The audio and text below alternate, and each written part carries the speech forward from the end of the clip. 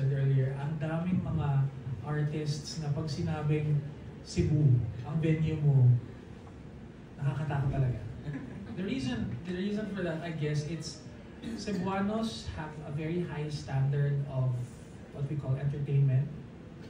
And sometimes, kahit gumulong ka na dyan at tumambling ka na dyan, kung hindi mo makuha talaga yung puso ng mga Cebuano, wala talaga. Kasi talaga. But you know that they're there because, syempre, they appreciate it, but then there's a certain snap talaga. You have to do something that will grab the hearts of the Cebuanos. And for us artists, sometimes it becomes a challenge for us na kanya-kanyang diskarte. Kanya-kanyang diskarte yan as an artist. How will you win the hearts of the Cebuanos? And also because, syempre, I think majority of Cebuanos are very talented as well.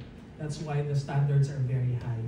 So, yun, instead of letting it, eat you up, like the thought of performing for Cebu, I normally make it a challenge na kailangan maging successful ang isang concert mo sa Cebu. Kasi pag naging successful ang concert mo sa Cebu, kahit saan ka itapon, sa sulok ng Pilipinas o sa buong mundo, you're good. You're good. Ayun.